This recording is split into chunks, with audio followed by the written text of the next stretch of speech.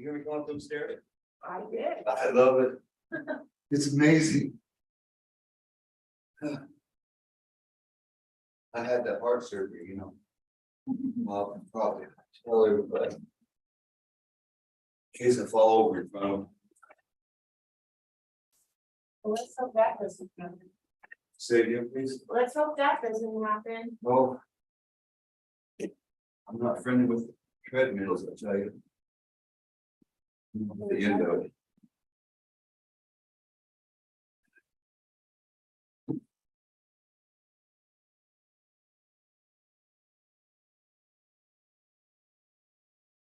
I'm so grateful for the doctors. Oh, they're great, aren't they?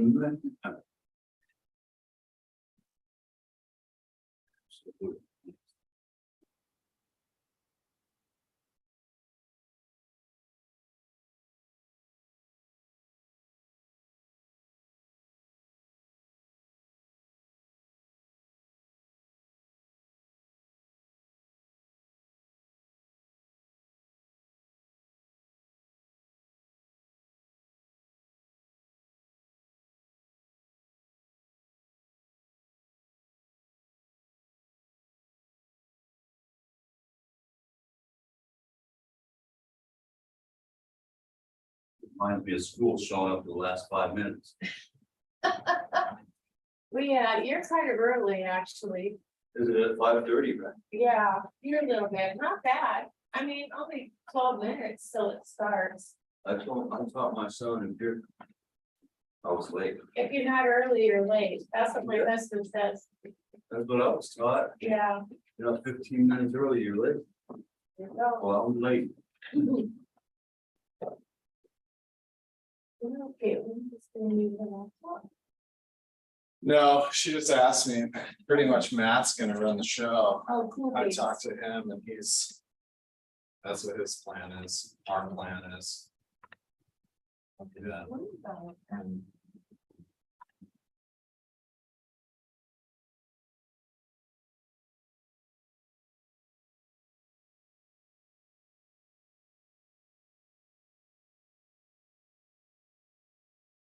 I was the fellow that made it, huh? Yeah. 13, 14 people, 13, 13? 13 people got it. What? 7. Wow, That's just a little better than, or. Yeah, it's half. It's better than half. yeah, she, all right. Okay.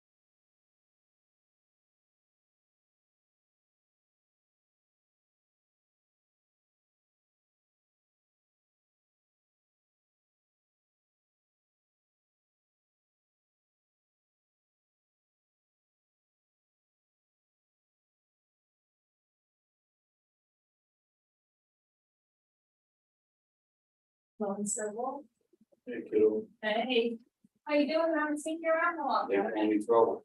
Oh, I should call you trouble? Then, you know, they joke with my friend. Oh, wow. Yeah, you doing good? I'm surprised I haven't It's seen you. amazing. Sorry, but you probably heard me going up the stairs. I've got my boots on. Oh, I did hear someone go, we have a couple stompers that come around City Hall. I'm used to it. Getting up the stairs like that, We have an elevator. but I need some exercise. Oh. Well, Get that little bit does go along. with it. yeah, yeah. You can be holding a little bit short of breath sometimes. Yesterday I was in the hospital. It's a roller coaster. Good. Be a long time off today. Yeah, I'm not trying to think they get the pool, so the- Oh, dear. Hello. Hey, You better- Oh, yeah, I know. I know, it's a hot mess. I know, I got out of the car and I was like, I'm not even, no, it's a mess. I was noticing mine coming down. Mine's a disaster. I don't, but at least my dress stayed down. So I'm gonna call it a win.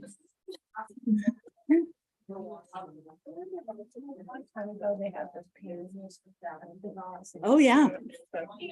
Yep. I was going in the alley down in Beverly Hills between the buildings. I was not. There is. They looked up and I had a wrap skirt on and all I could think was ding, ding. Seriously. It was terrible. In the towels, I like, Long and not too. well, and this is, right, like this is longer, Yeah. but I'm still, I got out of the car, I was like, oh, Yep. all right, I feel it. here we are. Here we are. Oh, man. How are you? I could have myself. I'm okay. Excellent. We are down. I was 13 people. What do we have? Well, the advisory committee was supposed to come. Or available. Oh, And John Grant couldn't make it. He said he had an emergency. And well, two of them just had a baby. Hey, Alan, second from the end. You're in the hot seat, bud. And so. Just feels like old times, right? You know, I never once had a meeting here. It was always Zoom. It was during COVID. Oh, really? Oh. Oh, Yes. so, that's not great. Oh, my internet's not, Yeah. I'm trying to do something. What the what? I was just wanting to get everybody on things. Here's the problem. I'm not gonna be able to get my agenda packet that I had up here beautifully. You want to quit? Well, I'm just annoyed about it. It's okay, seriously? Usually I look I'll over bring on, you an agenda. yeah, like what, I'm gonna keep trying to see. I don't know, like what? I could probably look it up on my phone, but I just can't see. I'm old. Search. How do you search on your phone? For your internet connection. Well, it says I'm connected. I don't know. Oh. It says it's available and connected. So that's stupid. It's all right. I'm gonna City Hall guest, right? Yes. All right. Let's see. Good.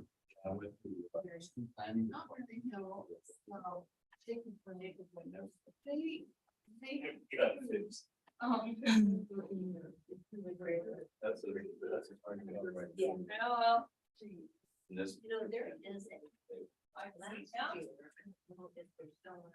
Got it. Paula. Got it. Okay.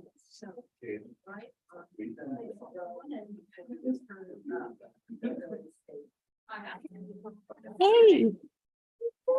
Wait, let me get your name tag. Oh, I love that. Let's do it. Let's have a party. Should we? Look, I just spread all my shit out. I all love over it. the You- place. I do the same Just- thing. Sorry, I've been off work. So I. So it's stupid. And I thought, oh, he's not coming. Don't worry, I'm here. without a hat. without a hat, thank Oh my God. God, thank God you got dressed today. And You like, know? I'm not wearing a hat. Thank good Lord above. I don't, you know, I don't want to cause a stir. Yeah, don't cause a scene, friend. Come on now. Even a citizen. Like I used to work for me. Oh, shit, what? Terrible. So I have to tell you, you need to lean forward Express. microphone. Oh my God. Good. Specials. You're right here. Cool, right? Yes, I'm Okay. Cole. Are you I'm Paula? Paula, yes. Nice to meet you. It's nice to All the fancy people. Watch the guys. Do anything. They didn't really prepare me. Like, I just am gonna listen. Yeah, that's what he used to do. I listened. I just lost my fourth. You're doing great. I've been on. Hi, I'm Cole. Alan. Alan, nice to meet you. It's so much bigger than mine. We got lost in there. Good. Yes. You Good know, team. we're great. I love it. There's a fire that's happening, so I might have to check in on it. Kind of. Some stuff here and there. Yeah, like, but I'm like, I don't really care. I'm like, okay. It's just how it goes. This time of year. It's like constant. Do it. Works. I Do feel it. lucky we forward. haven't had to smoke, you know. And most of the time, it's Yeah. like, we're going to Yeah, we update the language. You're like, sounds fancy. Good. Go ahead. Sounds Sounds right. boring. Sounds. Oh, it Sounds like- opens over here, but that's not it. But okay. Here's one. Sound like you definitely know what you're talking about. I Right. don't. So I think that sounds great. What's your recommendation? Please take care of it. Right. So what brings you to the advisory? Well, what do you do? I'm the property manager. Right, Because I I'm oversee the restaurant and the hotel. Oh, nice. Let's just try hitting it again. We'll do it. Nope. Yeah, it's fun Was on. most of the time. Most of the time. You gotta get back. Everything's got its Dealing with own. people in the public What is the not. heck is going on here? Is this the agenda? Yes, this is the agenda because I couldn't really not sure work, but now my computer's working. So life is back to. Like off work the last 2 weeks. Nothing else. It's So I informative. like don't even know what a computer is at this I point. mean, Of course, I have opinions that I would love to share, and I've read over the agenda stuff, and I've been reporting on Thank you. Well, the situation here for the last 3 Luck years. out. I know. Yeah. Well, thank- But as far as like goodness, he knowing about land use, that's pretty, left today. that's pretty zoning. No.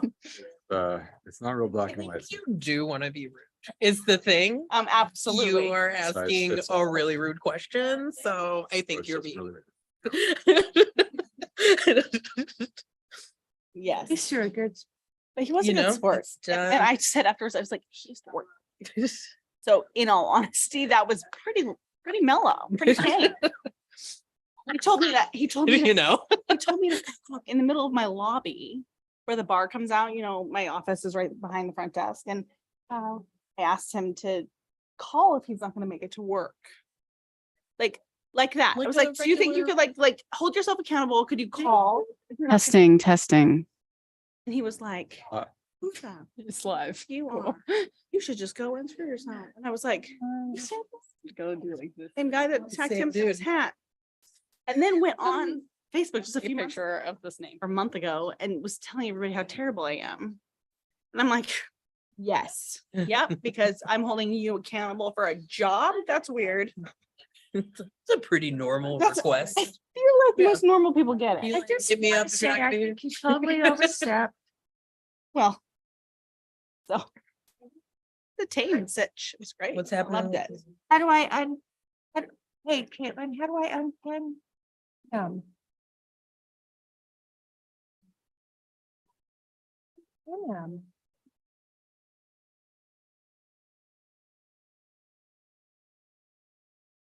Hi. Hi, Matt. Howdy. It's really weird seeing my face on that giant screen behind you all, I have to say. Well, But it's okay. your choice for not being here, I guess. I know. It's Technicolor. On the big screen. That's kind of how it goes. That's kind of all the cookie crumbles. Right? I don't know. 5:31. Have you just been hanging out? For a couple weeks? Is that what's happening? Yeah, absolutely. Nice. Yeah. Hi. I felt like I was. Doing. See you again. Yeah. That. Mhm. How you been? Doing great. Nice to see Good you. for you. I have to. Hi, I'm Coach Breath. Hi, Cody. I'm Cole. Nice to meet Nice to meet you. How's it going? Good, doing great. Yeah. Good. Specifically. All right. Sorry, buddy. He is living on the edge. He's, oh, Oh, it's off. okay. Map. All right, sorry, I'm a little late. There's two of us here. Want to wait a couple of minutes? Um, Philip and Maria both said they would be joining us tonight. yeah, we're already late. And we have a quorum, so we're gonna roll. Oh, But- excuse, no, you actually don't. We got 3 of you here. Sorry. Alan and Cole are the advisory committee members. Got it, sorry. I was kind of hoping you were. Yeah, we may Planning want to commission is just, just magically Yeah. expanded. Just forever and Hold on. all of us. A second. we may want to just give it a couple minutes. We technically don't need a quorum for this, you know? But this is, you know, because we're not adopting anything tonight. Right, But yeah, we would like a couple more seats filled. sure. This was supposed to be a group of 13. So now we're down to 8 and 5. So hopefully we have some more people coming in. So maybe just give it a couple minutes. Okay. Then in that case, I'm gonna take this phone call. Bear with me. Good. Good for you for taking some time. I love that. That's great. When do you go back? Up by where I live. Okay, Okay, I'm also paying close attention. It's up by Lyle. Gonna be a slow fade after that. I'm going Work at the next. Gowan Street. It's actually across the Yeah. it's Great. river, Yeah. you know? It's actually easier to just have this app. It's called Watch Duty. And it shows you like when fires are cropping up. So I live, Don't know. Until like. and this is about, I texted him. And I just like so have a it's job unlikely. down tortillas Right. and fluffy, like Right. I can't. Hey, How's it going? here. Hey, yeah, Cool. Yeah, and it's Yeah, like. I hanging out. Who I am. Right. And Yeah, so- it's identity a little bit, right? Mhm. Yeah, like. Like this is Snowden area. And kinda. I just. How are you? Good, how are you? Oh, thank you. You're in the nursing program here. This is that huge fire that burned Great. 6,000 acre. Oh, Don't be great. Awesome. Yeah, it washed out in no time. It was supposed to be semi-permanent. It wasn't even semi. That's exciting. Yeah. Get full of lies. Well, I sported it at the Shift Festival, so for that, it was still bright blue. Yeah, it was cool. Yeah. Shift out in Grass Valley. It's like a mini Burning Man. It was.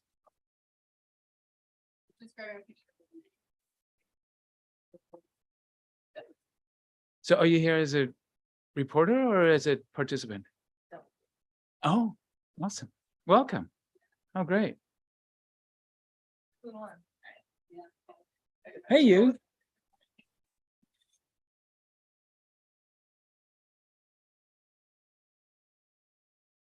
Uh-huh.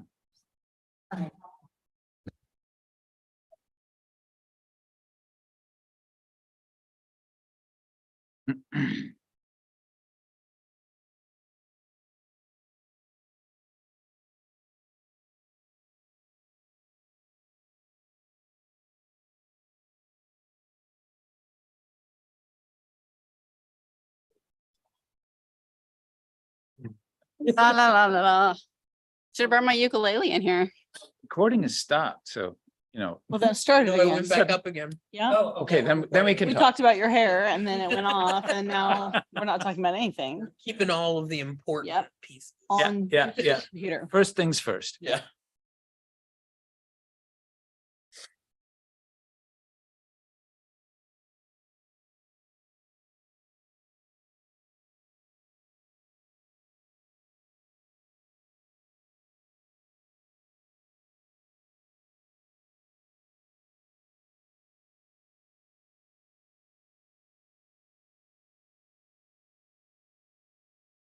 Sorry. Oh, that was great. That was a great addition. Should I play some lo-fi? Anyway, here's one. Not kidding.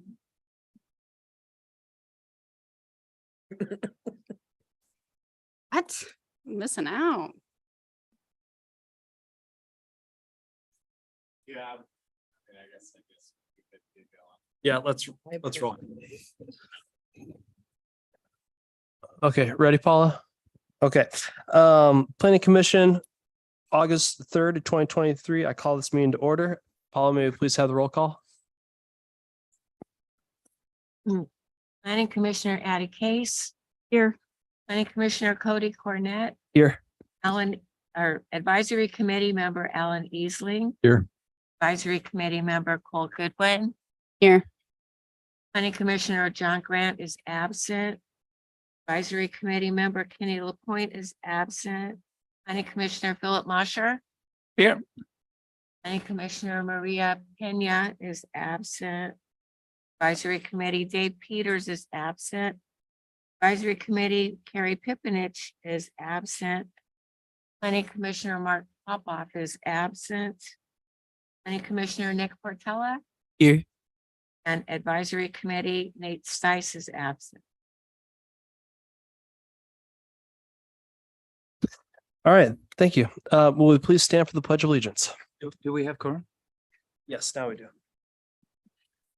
All right. I pledge allegiance to the flag of the United States of America and to the republic for which it stands, one nation, under God, indivisible, with liberty and justice for all.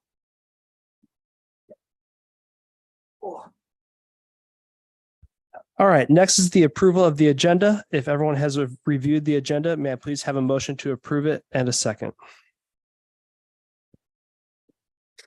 A motion to approve. I second.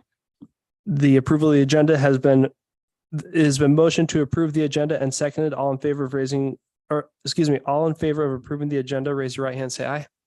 Aye. Next is the approval of the minutes from the July 20th meeting. May I please have a motion to approve those minutes and a second? I move to approve the minutes from July 20th. Second. Approving the minutes a motion has been made to approve the minutes along with the second. All in favor of approving the minutes from the July 20th meeting, raise your right hand, say aye. Aye. Aye. Thank you. Now's the time for public comment. During this portion of the meeting, anyone may speak on any subject that does not later appear on the agenda. 3 minutes per person will be allowed. Is there anyone from the public who'd like to say anything? It's a sparse crowd. All right. Discussion item. The Dallas Housing Needs Analysis. Matt Hasty. Hi, thank you for coming again, and we'll just let you have it, man. Yeah, real quick. Okay. I'll comment in. Thank you though. Joshua Chandler, Community Development Department. So over the next few months, the city will, with assistance from Matt Hasty and MIG and Johnson Economics, will conduct a series of discussions on a regional housing needs analysis, which is a critical tool for making informed decisions and developing strategies to address citywide housing issues more effectively. With the help of City Council, Planning Commission, and our advisory committee, we're able to use this as a crucial tool in shaping effective housing policies and strategies that enhance the well-being and quality of life within the city. The last time the city had a housing needs analysis was in 2016. This was through a technical assistant grant from DLCD. Matt's team also assisted with that. His former company, Angelo Planning Group, they are now APG, as well as Johnson Economics. So they're very familiar with our process. In the years since this 2016 HNA, the state of Oregon has continued to grapple with a growing housing crisis, rising number of those experiencing houselessness. To better address the crisis, to meet the diverse housing needs of Oregonians, the Oregon legislature adopted House Bill 2003 in 2019, which requires the cities over a population of 10,000 to conduct a regional HNA every 6 to 8 years. This analysis identifies gaps that we may have in our housing need, and also addresses the needs of current and future residents and ensures that the city has a residential land supply for the next 20 years to accommodate growth. Following the housing needs analysis, there'll be a housing production strategy, which we will be working on next year, and it will need to be adopted within 1 year from the HNA being adopted. This work has been budgeted in the city's budget, both last year as well as this next year. And we appreciate everyone's commitment, ability to make it this evening, this important work, and we encourage your participation, expertise, experience in creating analysis that truly resembles the housing needs of the Dalles. With no further ado, I'd like to turn it over to Matt Hasty. All right. Thanks, Josh. And thanks everybody for having me there, even though I'm on the screen. It's good to see y'all. So I am going to walk through a presentation for you of a summary of the initial work we've done, and then also talk about kind of what the next steps are, what's in store for the next meeting. I'm going to pause along the way at several points and see if you all have any questions or comments, but I would also say, just feel free to interrupt me if there's anything, you know, that's not clear, or if you have a question about something I've just presented. It's possible I'll have some information that answers questions later, but it's also totally fine to just, you know, let me know if you have questions as we go along. And then again, there's 2 or 3 points where I'll definitely just sort of stop and pause and see if you all have any questions or comments. And one of the things I'll say about the information I present tonight, it's pretty technical, and I wouldn't necessarily call it dry, but it's pretty technical information. There's these housing needs analyses are fairly regimented, and there's a lot of state rules and requirements around how we conduct them. And I'll talk about some of those things as we go along. I think in terms of input or comments or guidance, certainly be interested in hearing what you think about things generally, but particularly what we're projecting in terms of future housing needs and kind of the distribution or the makeup of those types of housing. So I'll kind of focus on that a little bit. It's kind of late in the presentation. And then just a little spoiler alert for the next meeting. One of the things we'll be talking about are policies, updated policies for your comprehensive plan. And those are really kind of what guide how the city works with other community members and organizations to meet housing needs. So like that, I think we'll probably have a little more robust discussion on at the next meeting. So that's just to kind of give you a flavor for like the character of the information tonight, and also what we'll talk about next time a little bit. So I'll say more about that in a minute, but I just wanted to give you a little bit of a preview on that. And with that, I'm going to share a presentation on the screen there, and let's kind of go from there.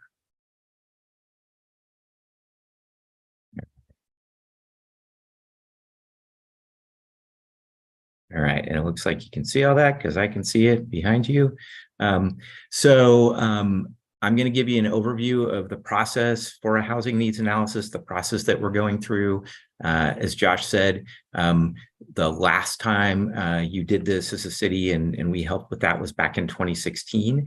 So we'll talk about the process, just a little bit about the schedule, kind of roles and responsibilities of all of you. And then I'll present again the initial findings associated with the buildable lands inventory work that we've done, and the projection of future housing needs, current and future housing needs, including a little bit of information about kind of conditions now and what you've experienced in the last decade or so around housing. So we'll go through that, and then I'll just finish up with next steps. And again, we'll stop along the way and chat, but if you have questions, just let me know. So in terms of the process we're going through, we do 2 things kind of concurrently. One is project the demand for future housing in the Dalles, and the projection is intended to be within the urban growth boundary of the city. And then we look at how much land is there that's zoned for residential use or housing, and not constrained by certain things like floodplains or stream corridors or steep slopes or things like that. And I'll talk about that more in detail. So that's kind of where we are now. We've done those first 2 pieces of work, and the next 2 things we do, which we'll talk about at our next meeting, which is in just a couple of weeks. And we've already started work on this, but comparing that projected demand for housing and the supply of land. So we figure out, based on the framework we use and all the state rules and what we see on the ground and what we project, do you have enough land zoned in the right ways to meet those future housing needs? So that's kind of this housing needs analysis update on here. And then what kind of changes might we recommend to your comprehensive plan to address what we found, both in terms of just updating some of the descriptive information or narrative in your comprehensive plan, as well as the policies, goals, policies, and action measures. So those are the things we'll talk about next time. And then we'll go through an adoption process with Planning Commission and City Council. So that's just generally what the process looks like. This is what the schedule currently looks like. We got most of this initial work done in kind of the spring of this year. There still are a few tweaks we're making to the buildable land inventory related to projects that are under some form of like planning approval or development, mostly just to kind of clarify how much capacity there is for development based on what's already been proposed in some specific areas. So again, we'll talk to you about this tonight. We'll see if we need to make any changes to those first two pieces of work. Then we'll compare the two things. We've already started on the comp plan, the comprehensive plan amendments. We'll present that information to you next time, see what kind of changes you might recommend to those possible policy amendments that we identify, and then go through that adoption process. We'll have a work session with City Council that's scheduled for September right now, and then hearings with Planning Commission and Council are tentatively scheduled for October. So it's pretty fast or semi-compressed time frame, but we have been working for a little while on the kind of the technical work. So just, for all of you, we just want to hear what you think. Are we on the right track? Do you have questions? Is there anything we're presenting that strikes you as it doesn't make sense or doesn't sort of jive with your understanding of the community? I'll say that our team members do this work for communities around the state. And so we've got a lot of experience in managing these types of processes. And in the case of the Dalles, we have done other work in the Dalles, but you all are really the experts on your own community. And so it's really important to hear what you think about the work we're doing. So we want you to attend. There's not a ton of meetings for you to attend, but we want you to attend as many as you can. Review the material we send out in advance of the meetings to the best you can in terms of, the time you have available. And then give us your thoughts, on what we're talking about, and encourage other folks to kind of be aware of this process and review what we're doing and provide comments as well. So that's the kind of help we're looking for from all of you. So I'm going to stop there for a moment and just see any questions about the process before I talk about some of the details of the analyses we've done so far. Generally makes sense. Yeah, no questions. Okay, awesome. I'll also throw in a little caveat. So you're seeing me here this evening. Josh mentioned some of the other folks on our team, and that includes other folks that work with me at MIG, as well as folks at Johnson Economics. And so whenever I say we, I really mean in large part, they have been doing this work. I'm the project manager and I'm providing oversight, but, and two of the key people are on vacation tonight. So I am here to sort of channel what they might say as best I can and answer questions that in some cases they would answer. So I'll do my best tonight. Hopefully I'll be able to answer most questions. And but if there are some detailed questions y'all have, and I can't answer them tonight, I'll just tell you that, and then we'll follow up and make sure that we get you answers as a follow-up to this meeting. So CJ Doxey did really the bulk of the work. Actually, CJ and Sungyo Lee in our office did the bulk of the work on the buildable lands inventory, and Brendan Buckley did the bulk of the work on the housing needs projections. So if you like, if what I talk about makes sense, they get the credit, and if it doesn't, you can blame me. Yeah, so I'll do my best. So I'm going to start with talking about the buildable lands inventory. It's kind of wonky stuff. It's really all about kind of understanding how much land in the city is zoned for.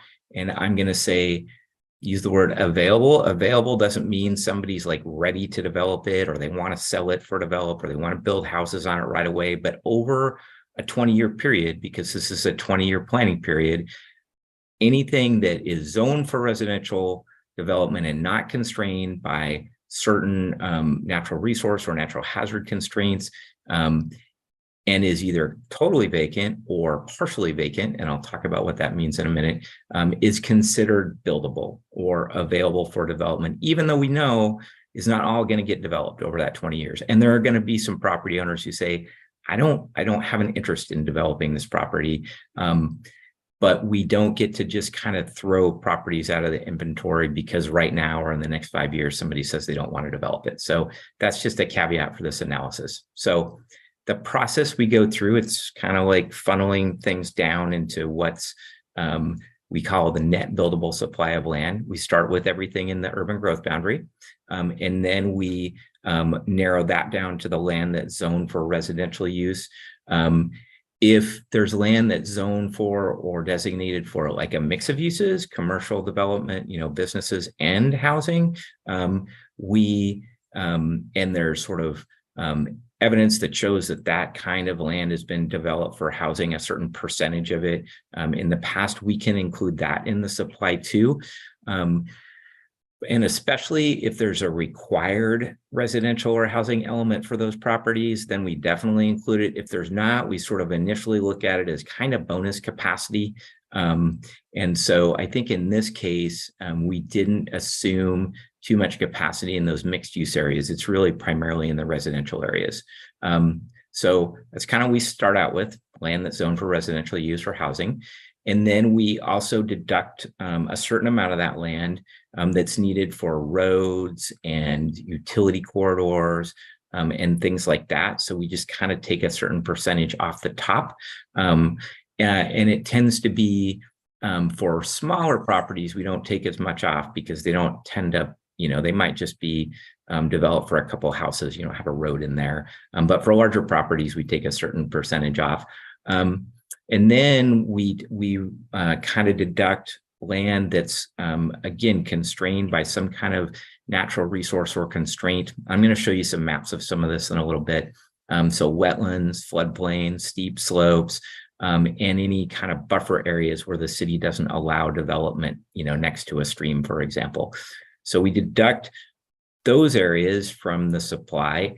And in some cases, and we just deduct the constrained area of a property. So not like the whole thing. If there's a stream on it, but there's, some land that is developable, that sort of stays in the supply or the inventory. That gets us down to unconstrained land. And then, I mentioned earlier, I'm sorry. So back before when I said streets, I should have been talking about things that are committed for certain types of public facilities like schools, parks, things like that. Those we take out. And then when we get to this kind of unconstrained land, that's where we pull out the land that's needed for roads and utilities and things like that. And that gets us to this net buildable acres. There's some things we don't deduct for as part of this process. So there maybe are properties where it's challenging to provide infrastructure. But again, if this land is within your urban growth boundary, even if it's expensive to provide water or sewer, the assumption is that that land is there for urban development over the long term. So we don't typically do that unless the city can make the case that you just can't serve these properties over the next 20 years. So in this case, we have not yet taken that out. And then I mentioned property owner willingness. We don't take out property simply because somebody says, well, right now, or while I'm alive or whatever, I'm not going to develop this. That's not grounds to remove a piece of property per the state rules from the inventory.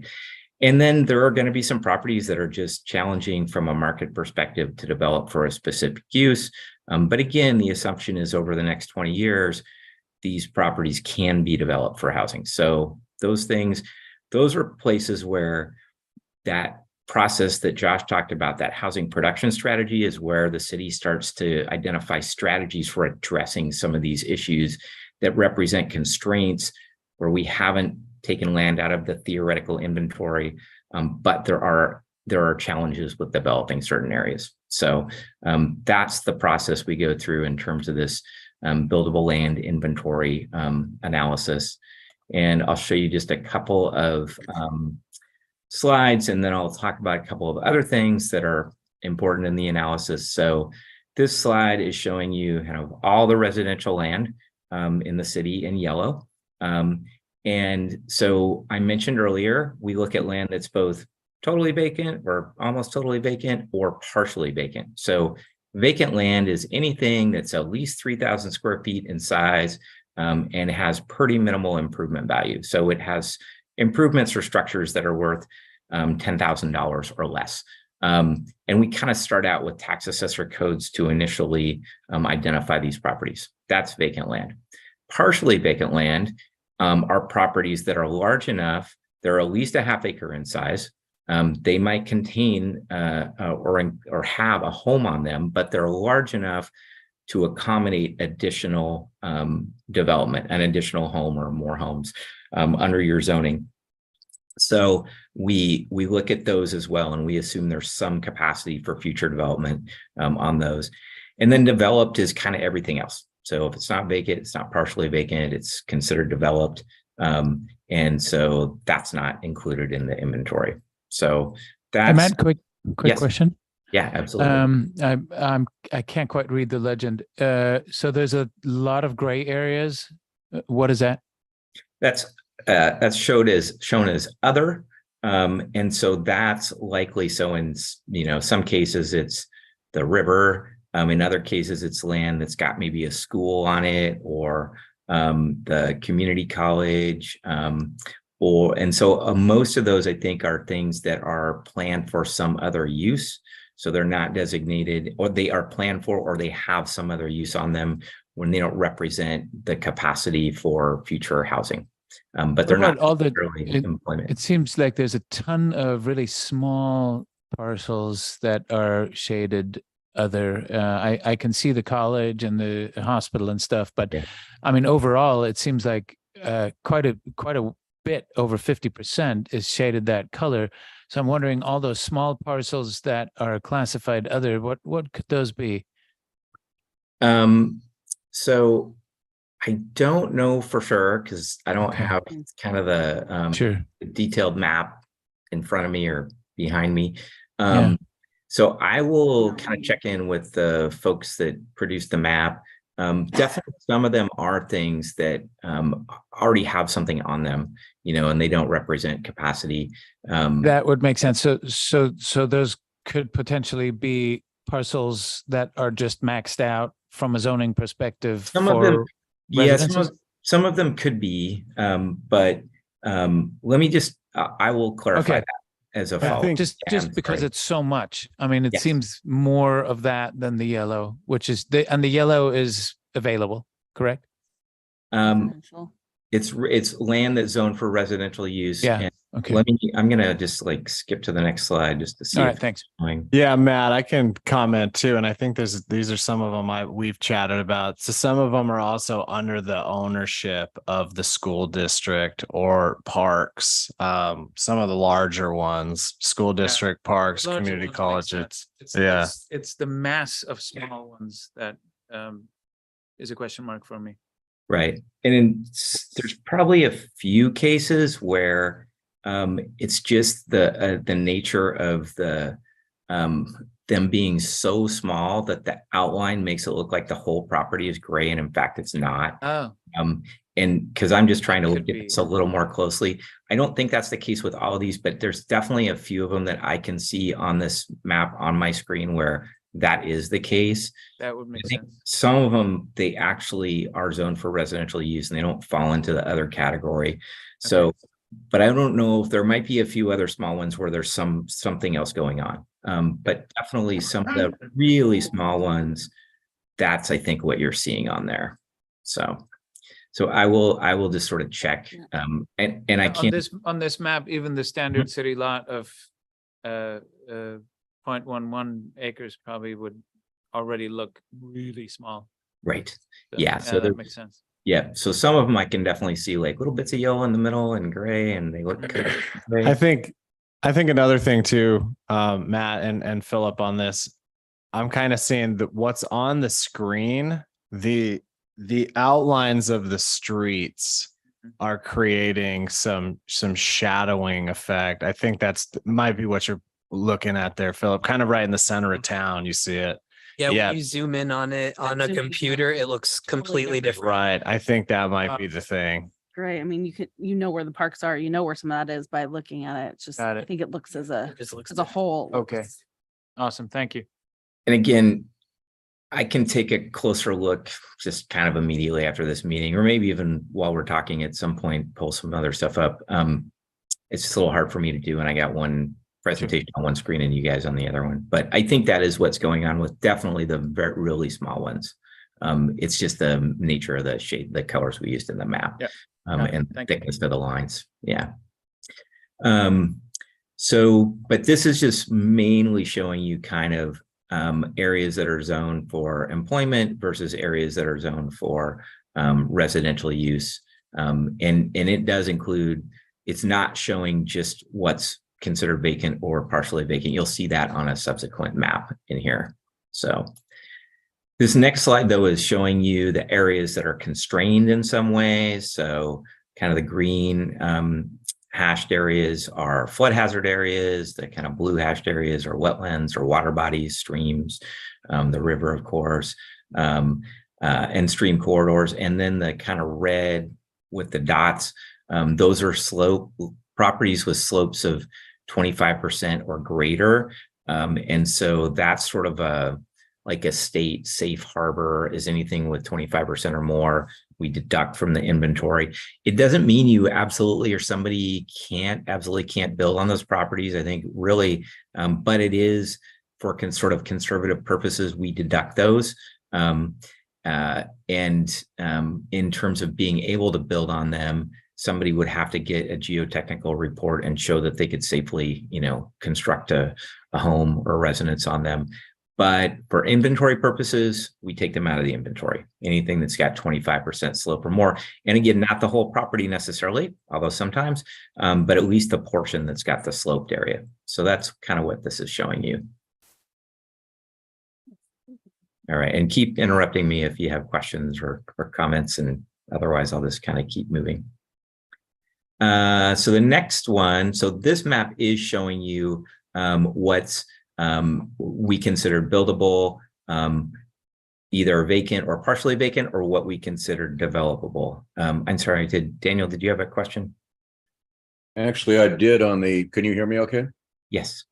On the previous slide, there was a wetland showing up off of Snipes. I'm curious what that is. Looks like 7th and Snipes, fairly large area there. What is that?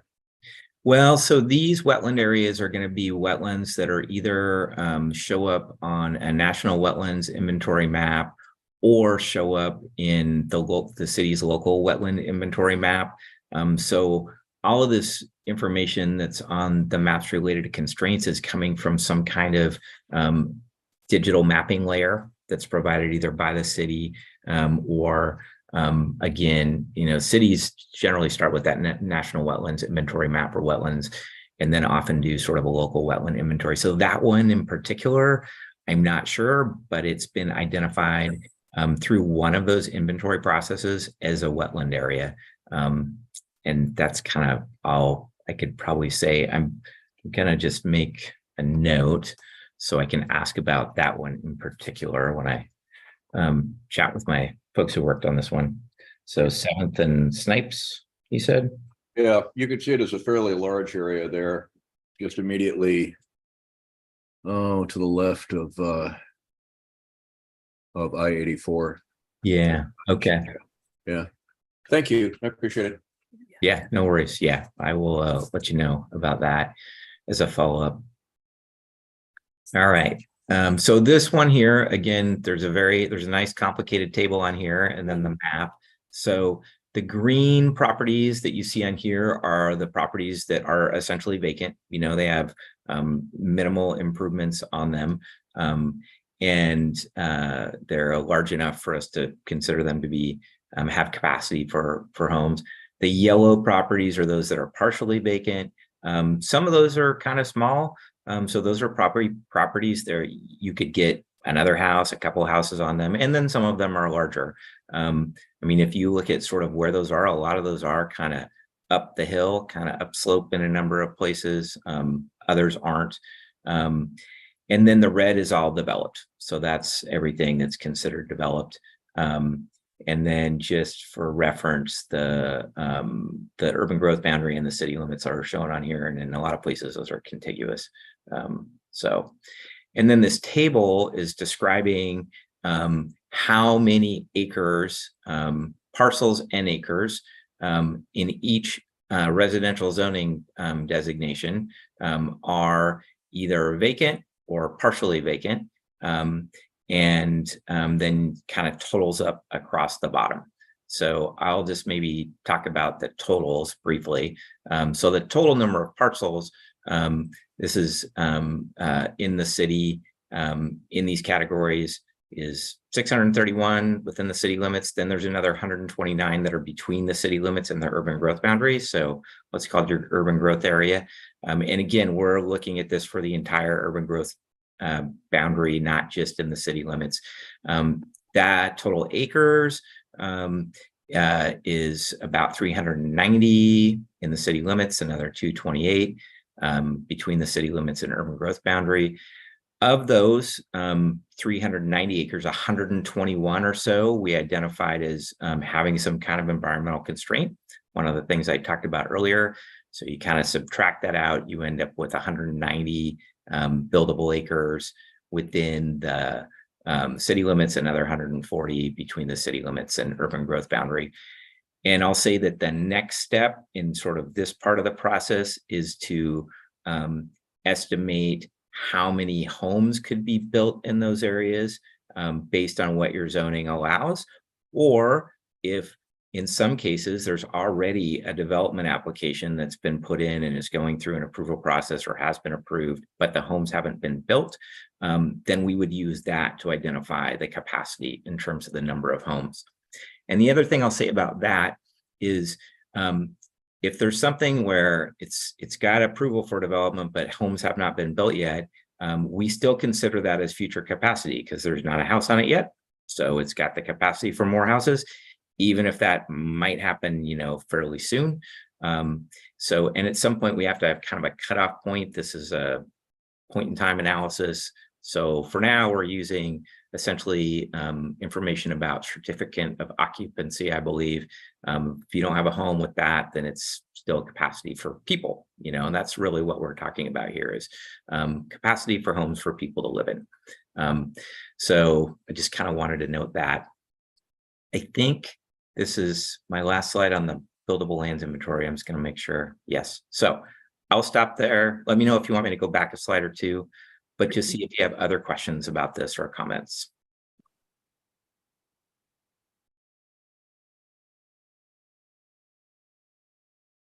Has our buildable lands, I doubt it increased, but has it reduced since the last time you've done this? It has. And so we did sort of a couple of things here when we did this updated analysis. We looked at the earlier analysis. We kind of, frankly, it's actually more efficient to just kind of redo the analysis than to go back and try to tweak remove all the properties that we know were developed.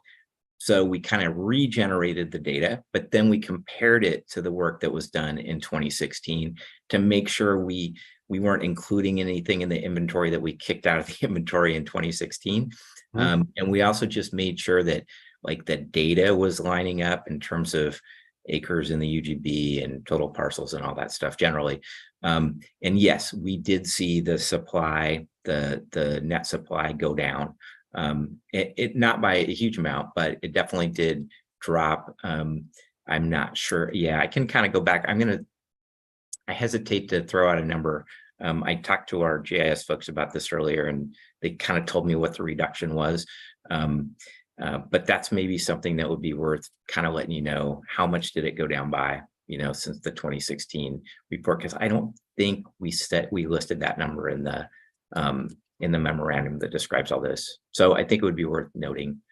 I'm just gonna kind of add a note on that. But yes, the short answer is yes, it went down. And I imagine it's being reduced because those buildable lands are being built on, right? Exactly. Yeah. Okay, great. So we're moving in the right direction. Yeah, exactly. And that's what happened is in a number of cases, the properties were developed, you had new housing built. And so those properties that showed up as buildable in 2016 no longer are buildable. They now show up on that other map in red, as developed. Yeah. Now, the other thing is we still, again, kind of need to convert this to capacity for future homes. And when we do that, we might see some further changes from 2016 because since that time, you have adopted some changes to your development code. And in some cases, those changes were to reduce minimum lot sizes or to allow types of housing in certain areas that weren't allowed before. And so those kinds of changes will have an impact on the capacity of those properties for new homes or new development. So that's kind of our next step is to refine what we've done so far, make sure, there aren't hopefully mistakes and staff has been helping us. We gave them access to a kind of a web-based map where they could zoom in on specific properties and comment and tell us, oh, hey, this one's actually been developed now. Get that shouldn't be in the inventory. So we've been doing that, but we're going to make sure we do one more round. And then we'll do that conversion to capacity in terms of housing units. And then that's what we'll compare to the projected housing needs that I'll talk about in just a moment. And so the key data point there will be number of residences, or what is it we're looking at? It will be number of estimated number of possible housing. Yeah. Okay. Yeah. Thank you. And of different types in different zones. Yeah. So we'll come up with sort of a distribution of how the land in those different zoning designations could be developed based on what's allowed in the zone, and also based on a couple of things: what's allowed in the zone, what kind of patterns of development you've seen previously historically, and what the sort of need is showing. That you need a certain percentage of apartments or multifamily units. You need a certain percentage of townhomes. You need a certain percentage of single family detached homes. So, yeah. All right. Anything else on that piece? I have just one question, Cole, here. I'm on the advisory committee. My question is around the exact number of buildable acres. I came up with 329.5 buildable acres based off your total of what's available in the city limits and outside of the city limits. Is that correct? So that's a little different than what. Okay, what does that say? This is, no, it's pretty close. No, it's a little different. This is showing about 430. And I would want to kind of look back at the memo itself, because this is a summary table from the memo, but I'd want to look back and see if this netted out the roads and things like that. So I'm not sure which numbers you used to come up with that total number, and I'd have to look back. And I just used what I thought was 189 and 140, but I see there's points there. Yeah, that's 320. Yeah. So sorry, I was doing the math wrong. Yeah. So that sounds right. And I would just want to make sure that, and again, you might see that number change a little bit and at the next meeting, just if we find anything. But yeah, that's what that would add up to. And I think that's net. It doesn't say net in the table. That's the only thing I'm not sure about, is whether that's gross buildable acres or net. Like, did we net out the land needed for roads and utilities? So, okay, and you've prompted another question from me. Yep. What's the difference between gross and net?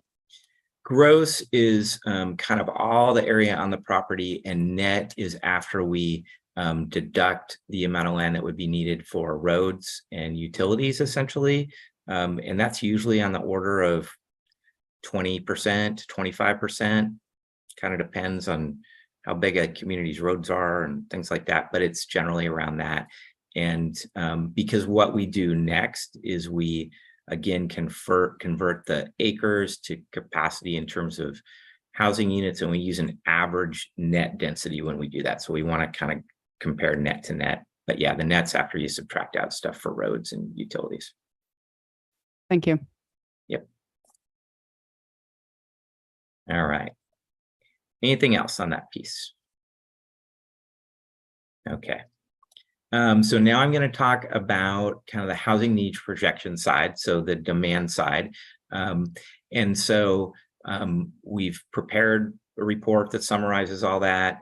These are the things that are described in that report: demographic trends, previous trends and expected future trends, housing conditions, age of housing, mix of housing on the ground there. What's the mix in terms of different forms of housing, apartments versus duplexes versus single family detached homes, but also rental housing versus owner occupied housing. And then we start out with an estimate of current housing need. And that's basically kind of categorized by tenure, which is owner versus renter, and by essentially kind of price point. And all of that is related to the demographics of your population. And the things that we most closely look at in terms of that are household size, household income, and age of kind of head of householder. So those are the components that kind of help us identify what type of housing is needed in a given community and kind of at what price points. So we do that estimate of current need, and then we project out the future need. And the future need, we're to some degree projecting the current needs into the future, but we're also thinking about what kinds of trends are going to change. Do we expect to see a demand for more attached types of housing, for instance, than are currently developed in the city? Do we see the population aging or not? So those things are also going to kind of factor into that estimate of future housing need.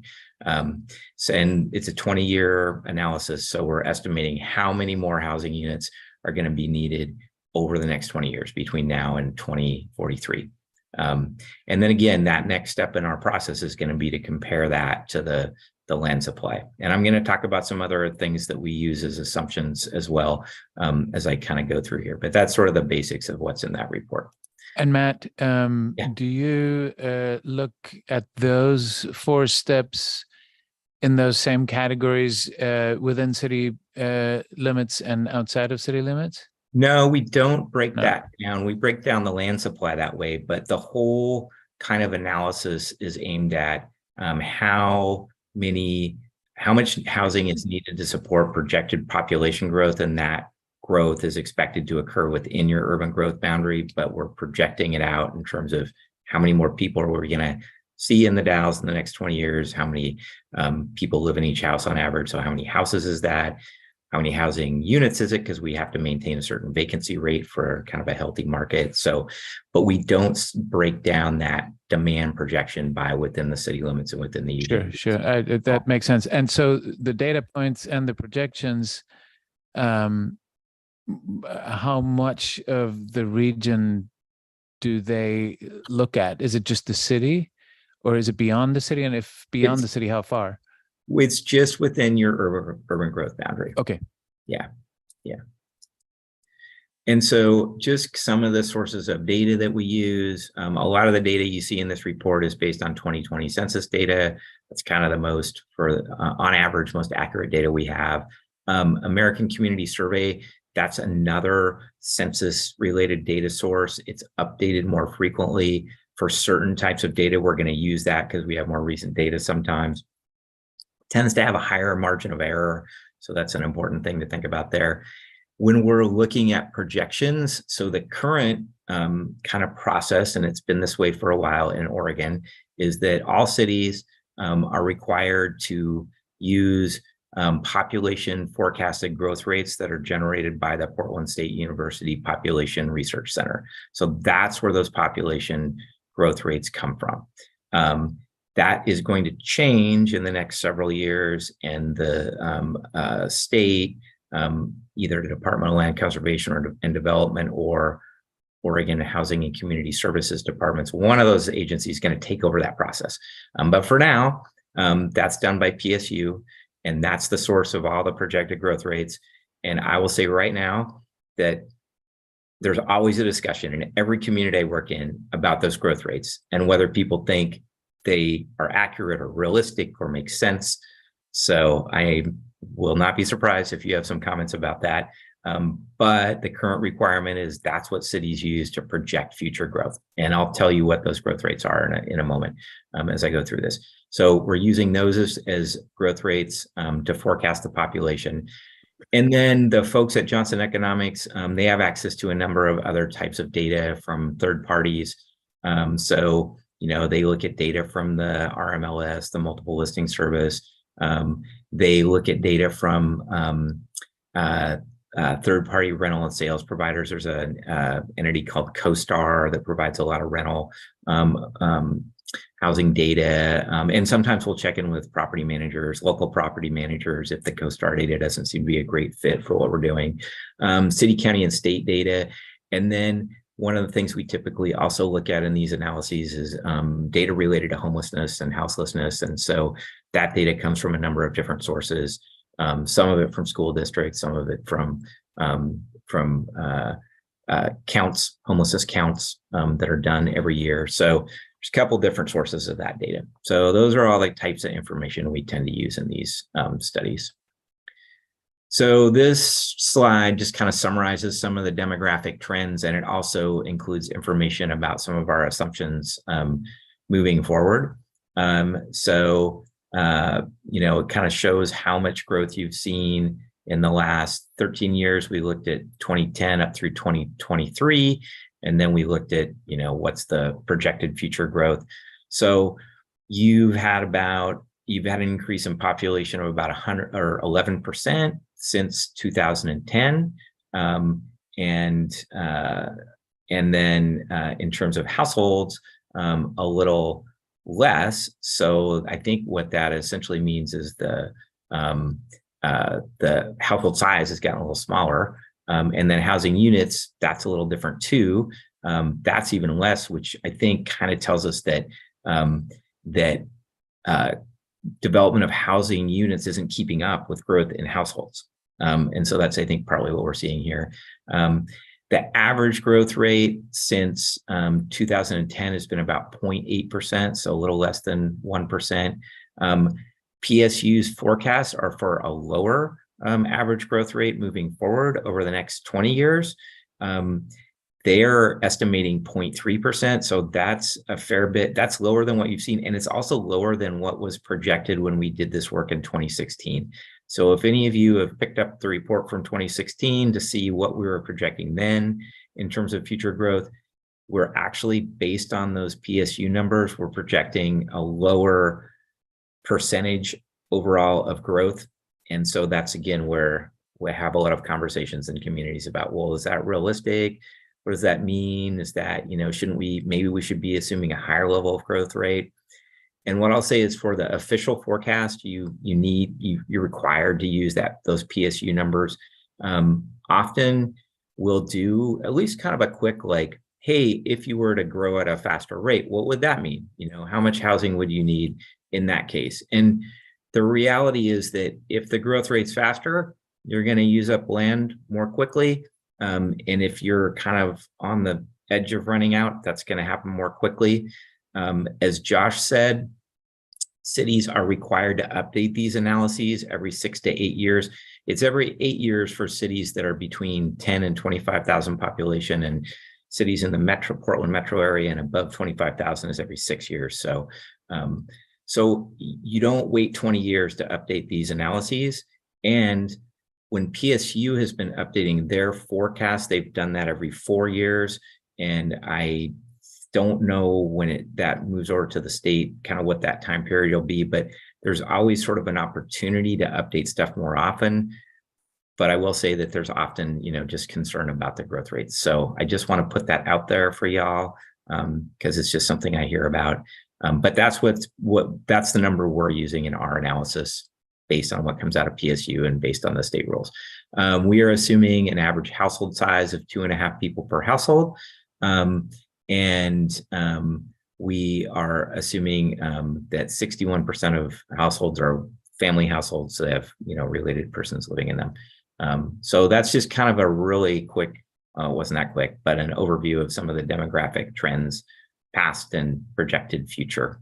And again, I'll just keep going, but do interrupt me. And Matt, so Yeah. is that city limits? Is that our area? This is for ultimately, again, your urban growth boundary is expected to hold future growth.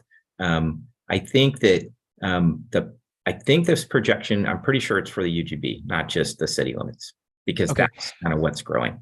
And so these numbers, you deal with lots of other communities. Are these numbers fairly representative, or is it more growth, less growth? I will say it varies quite a bit across the state.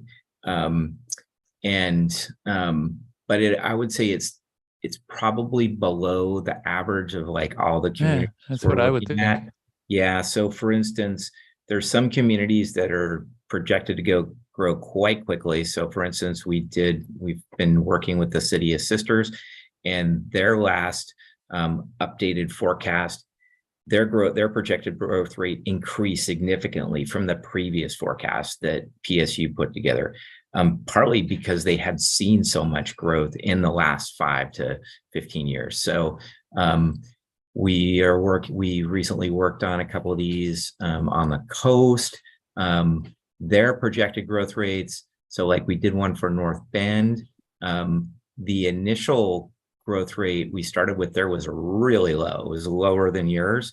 And then PSU updated their numbers, and it ended up being pretty close to what we're seeing here. So it really varies kind of across the state. I would say more often than not, when somebody has criticisms of this, they say they think it's too low.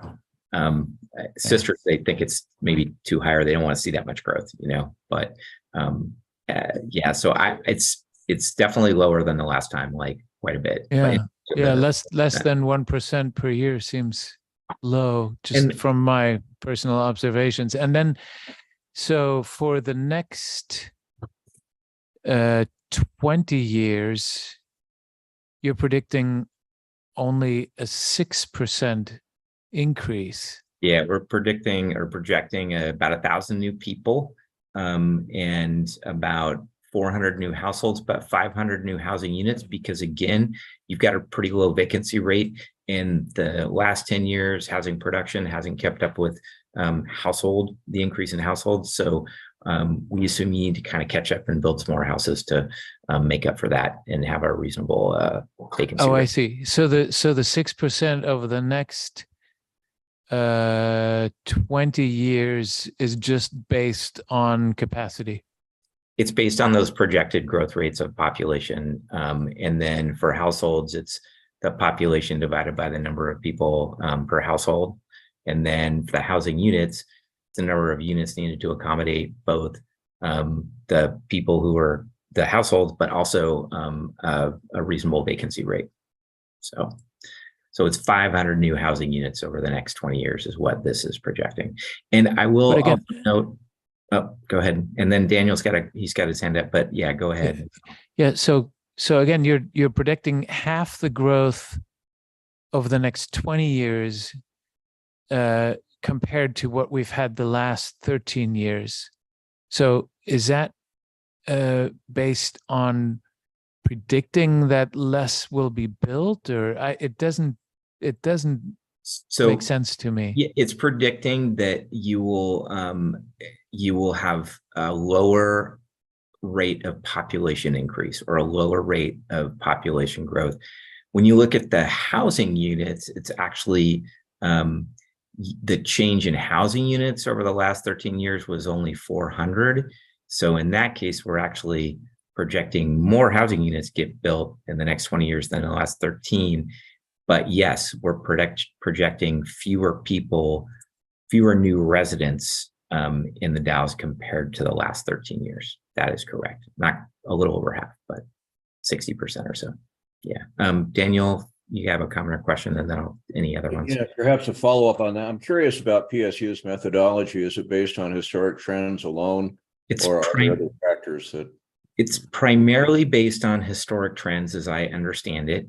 And they do this again for every county in the state, and then they do it for every city in the state. And they do coordinate and talk to typically city staff as they're going through this process. And that's one of the things I always say is like, the next time they come around to talk to you, let's make sure you have a good conversation with them and sort of bring up any factors that you think are going to affect future growth. So they are mostly looking at past trends. They do consider other things, but historic trends is probably the biggest thing they're considering. And then when they're allocating population growth within a county to the cities and the unincorporated areas, they're generally assuming most of the growth is going to occur in cities and less in unincorporated areas. So the projected growth rates for those unincorporated areas are even lower. They produce projected growth rates for those areas for the whole unincorporated area of a county. So, yeah. Yeah, thank you. Yeah, no worries. And if people like really want to see even more details of that, we can provide their growth report, and it'll say, you know, it'll provide some other information or details, not a huge amount, you know, and a lot of it really is based on the last 20 years of growth. But I mean, as you can see, you guys have grown faster, at least in the last 13 than they're projecting for the next 20. And I don't know what the 20-year, I'm going to bet the 20-year rate, like the rate of growth between 2003 and 2010 was lower than what happened in the last 13. And that's partly why you're seeing this lower 20-year rate. So, and Philip, did you have another question? Nope. Thank you. Yeah, no worries. Okay. So just a little bit more information about kind of current demographics within the city. So looking at income trends, we tend to look at, you know, what's your median household income, what's your per capita income, because it helps us sort of project the demand for certain types of housing and housing in certain cost ranges. So you have a somewhat higher median income than the county as a whole, but lower than the state. Your median's 62,000. Income growth has generally outpaced inflation, so that's a good thing. But again, you're still kind of below that state average. You're also below the state average in terms of the poverty rates. You're at like 9.5%. This is pretty much all census data here. And when you kind of look at, you know, poverty rate among different age groups or people in different kind of educational attainments, highest for children and people without a high school degree. So it just kind of varies by population group or demographic group. And then on the right is just sort of the distribution of households by income. And, you know, you see, not totally surprisingly, given where the median is, that the largest groups are either making less than 50,000 in household income, or between 50 and 100, and much smaller sort of percentages for the upper income groups. Just a quick question on that Yeah, last slide. Is there a reason that 2010 census data was used instead of 2020? I think mostly just to show the change over a longer period of time. In terms of this graph, you know, we're just sort of looking at that change over a longer period of time. But we have the information from 2020, and we could provide that if that would be helpful. I have it here actually, if you want. No, I was just wondering, like, if the projection was based off of data that's not the newest data. So you know, that wouldn't make sense to me, why you wouldn't use the newest data in order to make the projection instead of just using old data to make it look more dramatic. Yeah. Oh, I see what you're saying. And you know what I mean? Yeah. And 2023 projected, I think we actually probably did use 2020 to project to 2023, or we used the American Community Survey data. We didn't project income out past 2023. We just kind of estimated it or projected it from, I think we probably did use 2020 to project. That's a thing I can ask the folks at Johnson Economics about. I'm not absolutely sure what they did to get to 2023, because we wouldn't have census data for that. Yeah, what you're saying totally makes sense. But I think probably we went with 2020 to get to 2023. I don't think we would have put it up from 2010. I think we just, this slide was just meant to kind of show how things have changed over the last 13 years or so. I'll just interject here. So according to census, the current median household income is $56,000 and or $56,598 a year. 2020? Was that 20? That is in 2021 dollars, and that is from 2017 to 2021 census data. Yeah, so that's like from the American Community Survey, because they do those averages. Yeah, so I can check and see what number we used to get to 2023, but I think it would have been the most recent data we would have used. Yeah. And I think some of that data is in our HNA report. It's just, this is a pretty brief, even though I'm taking a long time to talk about it, it's a pretty brief overview of what's in the much longer report we sent you. Yeah. All right, I'm gonna keep going. Another thing we tend to look at just as a data point is, you know, how many people, what are the commuting patterns? You know, how many folks live and work in the Dalles versus live in the Dalles, work elsewhere, work in the Dalles, live elsewhere. This is always an interesting statistic to me, and it's interesting to see how it kind of varies across the state. When you look at this in, let's say, the Portland metro region for a given city, these percentages of people coming into or going out of the city are much higher. And the percentage of people who both live and work in a given city in, again, like that area is like usually 15%, 18%. So you actually have a higher percentage of people who like both live and work in the city than in a larger metro area, but you still have a lot of people who are, you know, either commuting in to work or commuting out to their homes. So this just kind of gives you a sense of that. And it does sort of tell you that, you know, you are part of a larger region.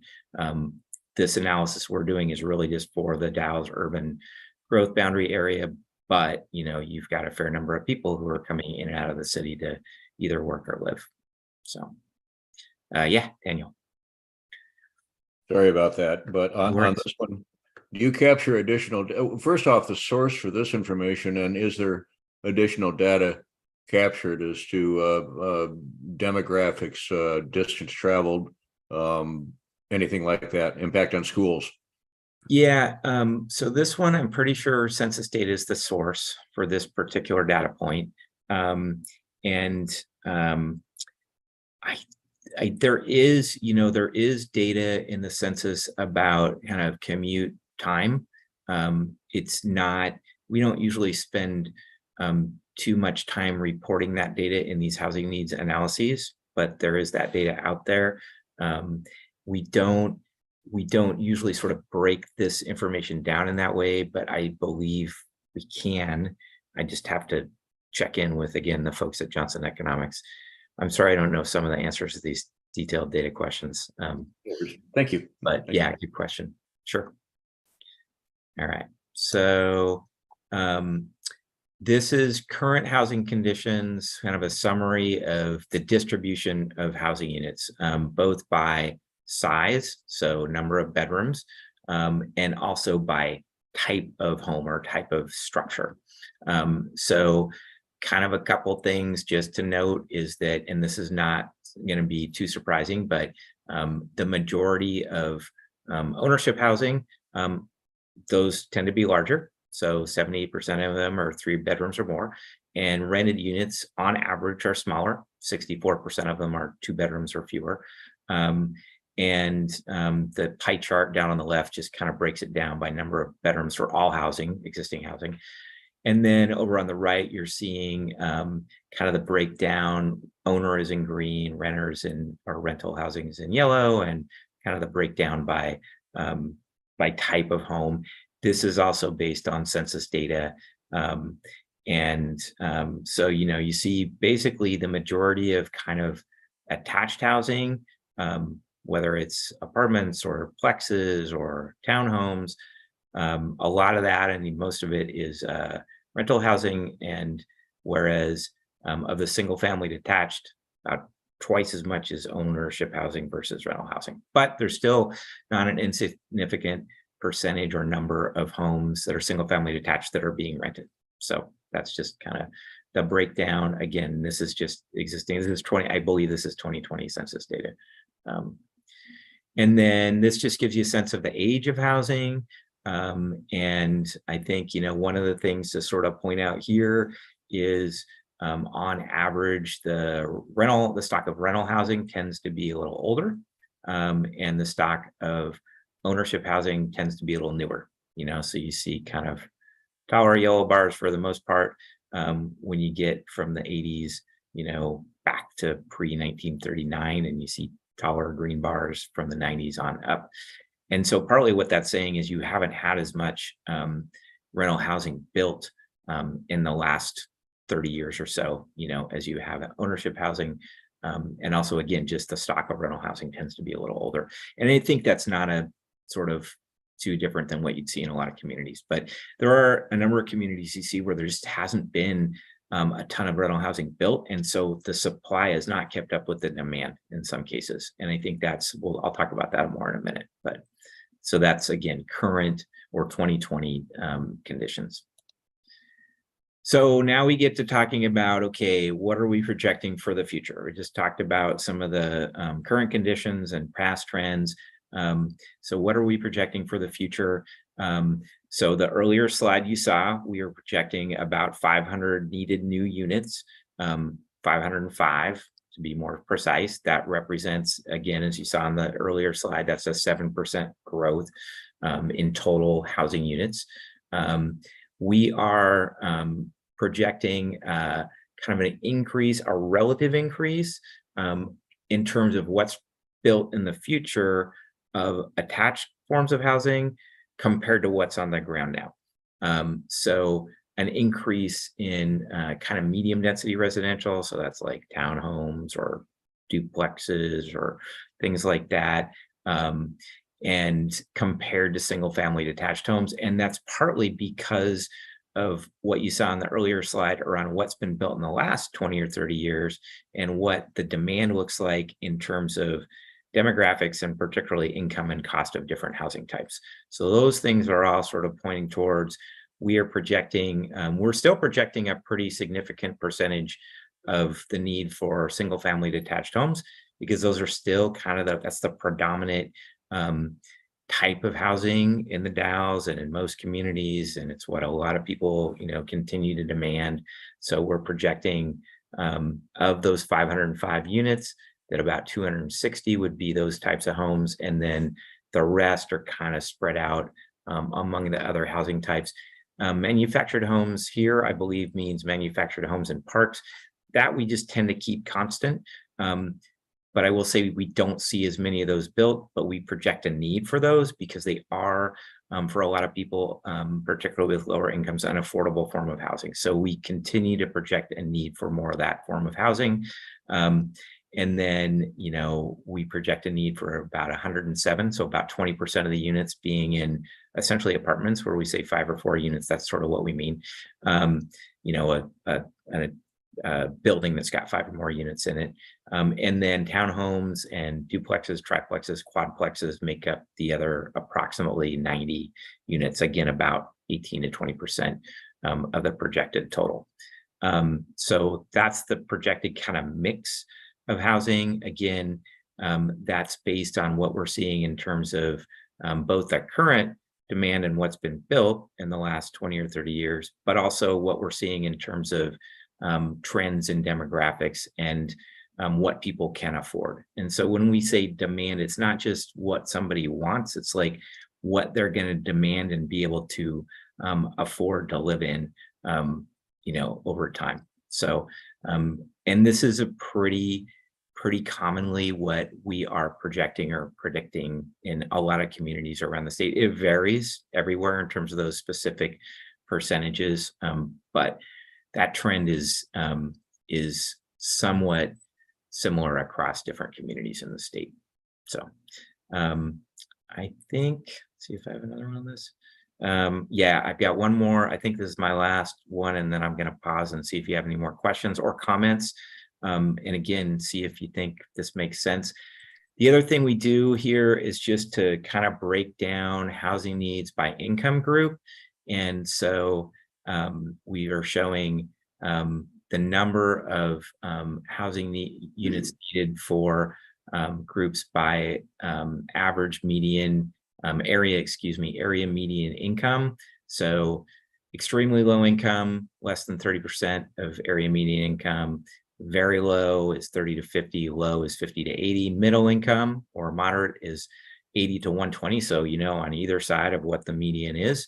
And then upper income is just kind of everything above that, above 120% area median income. And this is sort of an approximation of what those income ranges look like. They vary by household size. So this is sort of the average of them for all household sizes.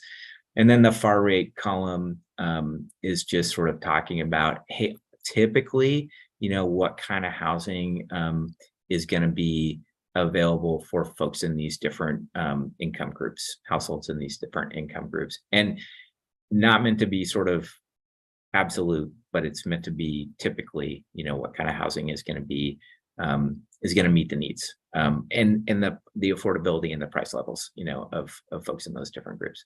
So one more, I forgot about this one. This is just sort of a slide that talks about different types of development or developers and sort of what segments of the market they're generally, you know, producing housing for. So you've got private market development, and then you've got nonprofit or subsidized housing, and that can be produced by public agencies or more often nonprofit housing developers. So the private market developer, you know, or development sector, they're producing both owner and rental housing at a pretty wide range of prices, but they're typically not producing housing that's affordable to people in the lowest incomes. They just don't and aren't able to, and it's not, you know, kind of where they're gonna get a return on investment. And so they're gonna sell at rents or prices that reflect what it costs to build the housing and what the market will bear. Nonprofit or subsidized housing developers are typically addressing the needs of people with lower incomes, the low and very low and extremely low incomes, particularly 60% area median income and lower. And their developments are almost always going to require some form and usually a mix or a combination of different types of public subsidies and other strategies, even then to be able to build housing that can be sold or rented at affordable price points for people in those groups. And so when you ultimately get into that housing production strategy process that Josh talked about, and I think I mentioned, which focuses on, you know, what are the things the city and others can do to meet some of these needs, they tend to focus a lot on households in those ranges because they just need the most subsidy or assistance to build housing that people in those income ranges can afford. So we always kind of talk about this a little bit just to kind of reflect the reality of the housing market and where subsidies and support tend to be most needed. So I think it's not quite my last slide, but my last one in this section. Yeah. So I'll stop again, see if there's any questions, comments. I'm interested if y'all have any thoughts about what I said about the mix of housing, kind of renter, owner, and attached versus detached, what you think about that. But any other questions or comments, happy to take them. And yeah, I have a question. Yes. So my understanding is we have about 330 buildable acres and we need 505 new units. We have these mixed different kinds of housing we need to build. I'm curious about how much space a single family home takes up compared to like a 5-unit or an apartment. I suppose it varies, right? Developer to developer. But if there's some kind of average that we can go for, so we can project for the growth that we need now and the growth we might need in 50 years. And so that's sort of exactly what we'll do in the next step of our analysis is we'll tell you on average, here's how many houses can be built on an acre of different types of housing and in different zoning designations. And then, so what's that 500 houses equal in terms of the land needed to develop those homes.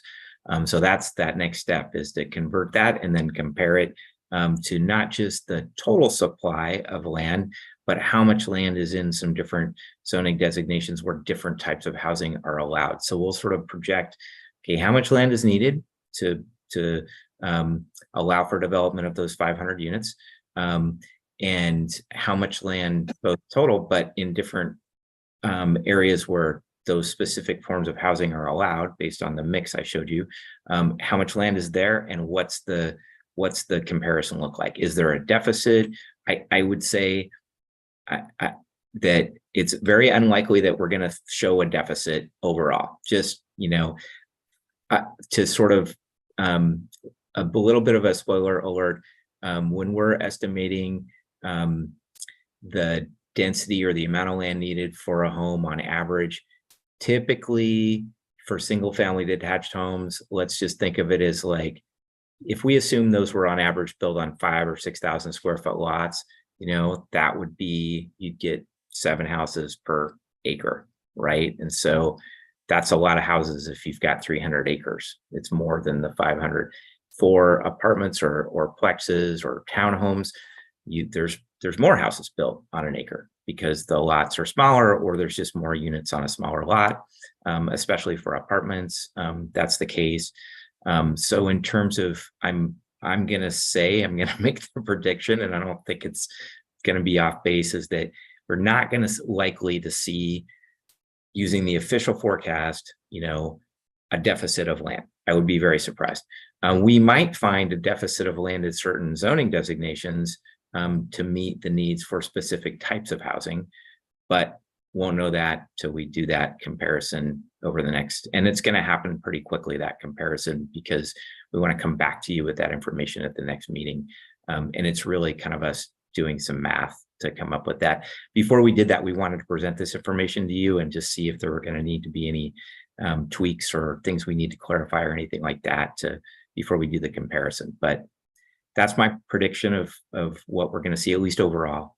And again, that's sort of why we can also say, well, look, if there's not a deficit, if there's a surplus, and if the surplus is sort of like 2 times what we're projecting in terms of the number of units, well, hey, even if you saw a higher growth rate, you're still probably okay for the next 10 years, assuming we've been reasonably accurate about the supply of land, which is, again, we're using a certain methodology, but that's kind of what we're using. So that was a really long answer to your question. Sorry about that. I have a follow-up question now. Yeah, go for it. Sorry. Go ahead. So also when we're considering the amount of space between units, I know a lot of that is coding, but how much effort is also going into the sociology of it? One thing we're seeing, for instance, right now in America is falling birth rates. They directly correlate that to people living too close together. So I'm curious about how much research is being done into kind of a holistic view of how we do these housing needs analysis. Like, are we going strictly off coding and land, or are we also going off the kind of culture we want to be building as a community? Good question. We're mainly looking at what types of housing do we expect people are going to demand and be able to afford? What's it cost to build that housing? How much is the land going to cost? And what can be affordably or reasonably affordably built, on that property? I will say we don't tend to get too deep into sociology studies that talk about what you talked about a moment ago, falling birth rates, really, or a correlation between that and people living in close proximity. I don't pretend to know much about that. We do look at size of household and what type of housing people in different size households tend to need, and so we will talk about that. So there will be, we're going to look at it as sort of holistically as we can based on the data that's available, and just frankly, to some degree, the sort of I don't want to say market exactly, but the, you know, the development, what can be built at reasonable price points and meet the needs of people in terms of certain sizes and types of homes. I mean, that's really ultimately what we're looking at. And again, you know, depending on the structure of the household, the age of people, et cetera. So it's not probably not a super satisfying answer, but that's what I would say. No, I was just looking for the truth. So thank you. Yeah, sure. I have a question. If you could go about 2 slides back Sure. to the last graph. Yeah, that one. Uh-huh. So if the median income is at 62, why is it that we're so heavy-handed on the upper income housing, like for that share? Like, why wouldn't the median income hold the share of, like, a larger share of the housing projection?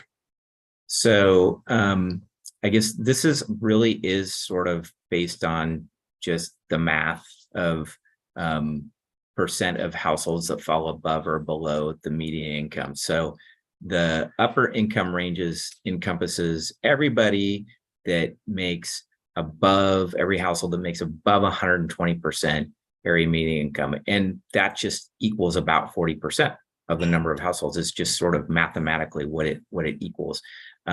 Middle income is kind of that middle 40% range. That's about 20%. And then the lower income ranges add up to 20, 30, again, a little over 40%. So you see pretty similar breakdown between people making below 80% and above 120%. And it's just really the math of where households fall within the area median income ranges. So it's not, it really is, I wouldn't say it's not heavily weighted towards one or the other. It's just a function of how these different, because the ranges are pretty similar, you know, below 80%, above 120% are similar percentages of the number of households in total. Cool. So I don't know if that helps, but that's what I would say about that. Yeah. But what it does point out, you know, is that you have, again, about 40% of households that are somewhere in the extremely low income range, and that a decent percentage of those households have a hard time finding housing that they can afford, and therefore there is a demand for housing that has some subsidy. If those people are not going to, those households are not going to pay an inordinate amount of money, an inordinate amount of their income on housing. So that's kind of what that's pointing out to some degree. Yeah, but good question. Other questions, comments, thoughts about this stuff?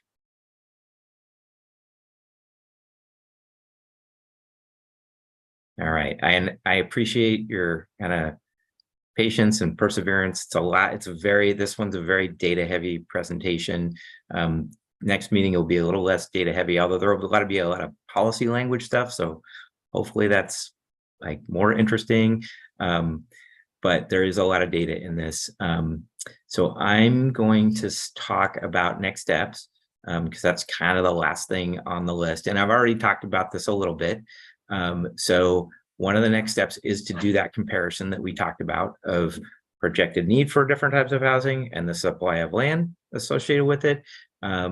And then also to look at your comprehensive plan policies and what they say about what the city is trying to achieve in terms of meeting the housing needs of people in the Dalles. And so the comprehensive plan is the city's sort of guiding policy document around how it's going to address community needs. And it then informs things like your development code, how the city council allocates resources and staff to different things, et cetera. The comprehensive plan, typically cities' comprehensive plans are organized by the statewide planning goals, one of which is related to housing. So it's a chapter in your comprehensive plan. There's some descriptive or narrative information about like some of the stuff I just presented. You know, we will summarize some of that just to paint the picture in the comprehensive plan. And then there's a series of goals and policies. And for the most part, those haven't been updated, at least in 2016. And there's probably some stuff in there that hasn't been updated since before that. So you're going to see when we come back to you, we're going to recommend some additional policies and some changes to policies to reflect what this housing needs data is telling us about, what kind of housing is needed and what the city can do to help support development of it. So you'll see that. Those are the two things we'll see in advance of the next meeting, which is in just a couple of weeks. So we'll be getting stuff out to you in about a week. You've got a week in advance. And then we'll be making changes to things based on what we hear from all of you. And then again, council work session tentatively scheduled for September, and then public hearings, again, currently scheduled for October with both the Planning Commission and the council. And again, I would encourage you, to encourage other folks to take a look at this stuff, contact Josh or Caitlin and request the information. I'm not sure, should have asked before this meeting if it's going to be posted on the city's website, but that might be a handy thing to do. It will be there as part of the packet, for this meeting. So at least that, and I will also make this presentation available to the city so that y'all can post that as well. So I'll send Paula a PDF of this either tonight or tomorrow morning. And so y'all have that too, if you want to take a look back at this. So those are the next steps. And I don't really have anything else for you, but happy to take any other questions or other comments you might have. And then the things I couldn't answer, I'll do my best to answer in advance of the next meeting as well. Thanks. Any other questions, anyone? All good. All right. Thanks, Matt. We Yeah. look forward to seeing you here in a couple weeks. All right. Thank you very much. Appreciate it. Thanks, Matt. You're welcome. Josh, do you have any follow-up on that at all? No, I think I'll just follow up. We do have a web page launched that will kind of follow this process through. So, if you need to go back for any of the documents, easy to find on our webpage. If you can't find it on the webpage, feel free to reach out. We can help you out with that. That'll kind of just keep us, we'll make sure that we're keeping it up to date as we go. And as Matt mentioned, it's going to be kind of I think we're all aware we've had to cancel a couple meetings. So it kind of pushed us back a little bit. We had them more staggered, or I guess didn't push them back. It stacked them all up together. So we appreciate you all, showing up this evening. And like you said, you'll receive another packet next Thursday, and we'll get right into more of the gritty on this. So other than that, I'm just going to keep it short. I'm more than happy to answer any questions that anybody has. Question. So I'm on your website right now looking for where this information is. Yeah. Okay. So it's right under departments, or so I think it says departments, and then you go to the community development department under the mega menu on the homepage, which is on the top banner, and then you would find the HNA below there. And you'd also find it on the related pages on the community development page, which is in the left-hand navigation panel. Okay, I can great. make it prettier too. And then is Paula going to send us the presentation tomorrow? Is that I can post the presentation tomorrow on the website, so keep your eyes glued. Thank you. Yeah. Moving on from that, looking forward to more in a couple weeks. Staff comments or project updates? I thought we just did that. no, this is the I have next- no more. Okay, got it. Sorry. Any commissioner comments or questions? Nope. All right. Thank you all for coming. Meeting is adjourned.